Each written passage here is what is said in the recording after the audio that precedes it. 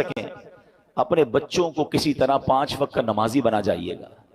پہلے تو خود بننا پڑے گا نا اس کے لیے. والد وہ بچہ دیکھتا ہے ابو رمضان میں نمازیں پڑھتے ہیں, اس کے بعد تو میرے والد بھی جمعے کی پڑھ لے تو بڑی بات ہے. تو بچے کو بھی آپ ایکچولی ہم اپنے بچوں کو پریکٹیکلی پریکٹس کرا رہے ہیں کہ بیٹا نماز تو جمعے کی پڑھنی ہوتی ہے, باقی ضروری نہیں ہے. تو آپ سوچئے ہم خود تو دین سے دور کر رہے ہیں, ہم نے گھر میں کون سا ماحول بنایا ہے. ورنہ یقین کریں خوش نصیب ہے وہ والد اگر اس کی اولاد نمازی بن جائے نا.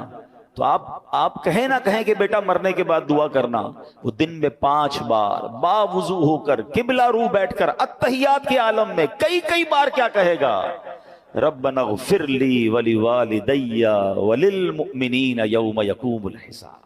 ہائے ہائے, اور کیا چاہیے اس والد کو قبر میں کہ فجر ہو تو اس کا بیٹا, اس کی بیٹی, اس کے بچے دعا کر رہے ہیں اے اللہ میرے ماں باپ کو بخش دے, ظہر میں دعا کر رہے ہیں, عصر میں دعا کر رہے ہیں. مگر گھر میں نمازوں کا ماحول ہی نہیں ہے. عید کی نماز پڑھ لی تو پڑھ لی, اب تو جمعے کی نماز بھی لوگوں کی سنا ہے قضا ہونے لگ گئی ہے. Nobody have tension, اپنے لیے بھی ٹینشن نہیں ہے, بچوں کے لیے بھی نہیں ہے. قرآن کی یہ آیت پکار کر کہہ رہی ہے کہ گھر بناؤ اور اس گھر میں نمازوں کا اہتمام کرو. خدا را اپنے گھر کے ماحول پر توجہ دیجیے.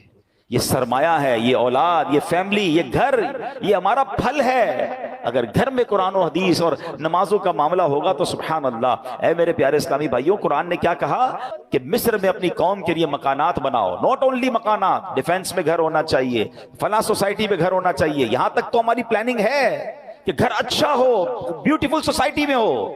آگے قرآن کہتا ہے وَجْعَلُوا بُيُوتَكُمْ, اور اپنے گھروں کو نماز کی جگہ بناؤ اور نماز قائم رکھو. اور جو یہ کرتا ہے اس کو کیا ملے؟